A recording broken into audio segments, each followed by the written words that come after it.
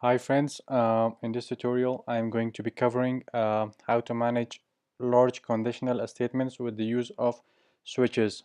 So let's get started.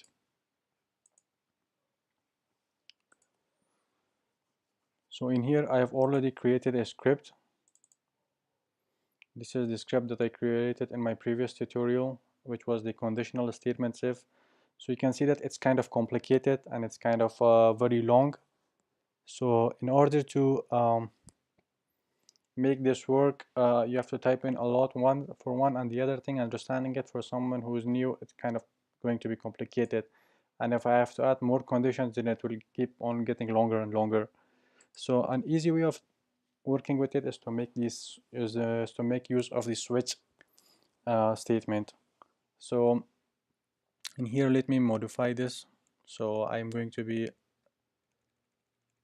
deleting this part, and instead what I'm going to be doing is I will type in here switch. So inside the brackets I'm going to be typing the name of the variable that I'm going to be using for the switch statement. In this case I'm using temperature, which is in here, currently holds 110, and after that I am going to be creating a block for this. So in here this is my block, and after that what I'm saying is that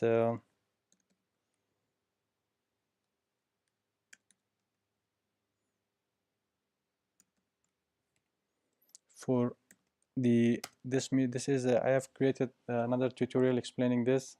So in here what it does is that it compares the value of temperature, and it says that if it is less than 32, let's say if it's less than 32, you can say that well, just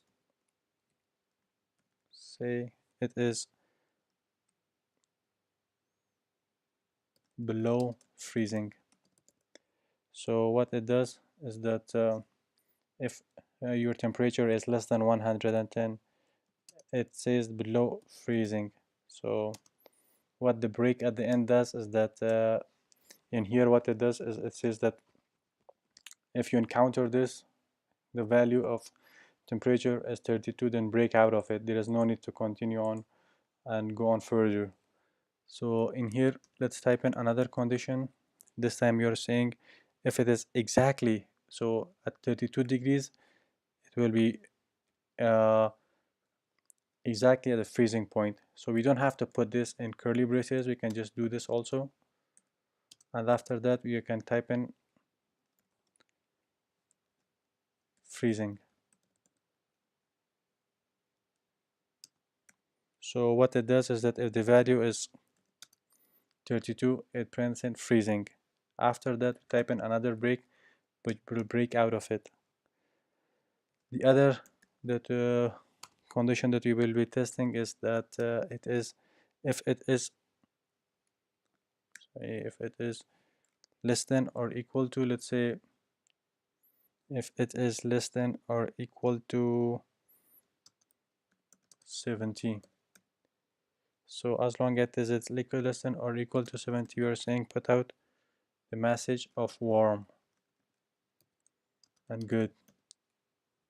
So what it does is that if the temperature is less than 70 and above 32, it will print in this message, warm and good. After that, let's create another statement, this time saying that if the temperature, sorry, this time let's make it a default, so that's it. Let's just create a default one.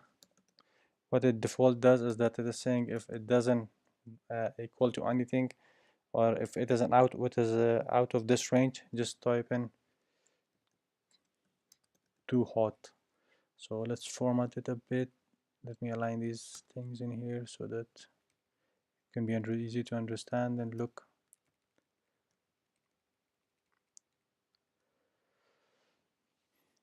So let's save it. Let's open up a PowerShell.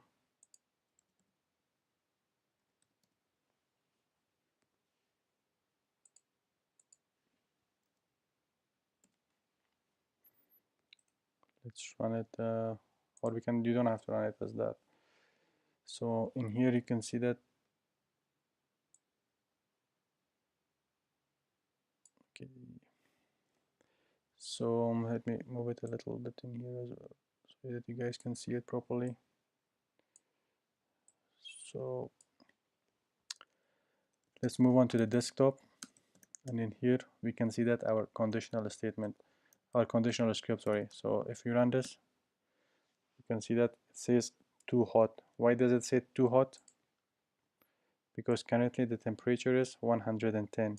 So 110 is not less than 20, it's not 32, it's not less than 32, or it's not 32 and it's not less than 70. So it's out of this range, which means that the default in here will cover it. So that's why it's printing too hot. So if we change it, let's say to something that is below 70. So let's say you're saying it is 45. Let's go and save this and run this again. This time you can see that it says warm and good. So it is because it is less than 70 and greater than 32. So let's type in something below 32. Let's say this time you are printing in something like 22.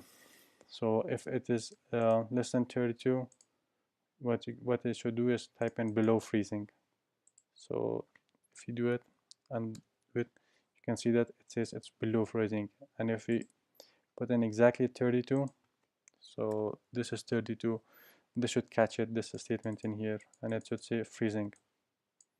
So let's go ahead, save it and run it. You can see that now it says freezing. So switch statement is good. In my previous script I created and conditional if statement. It was very long and not very easy to understand. So this is how you make scripts more understandable and easy to understand for other people that look at your script. And this way, if you create if your conditions keep longer and longer, it will be easy to understand. It's very well formatted.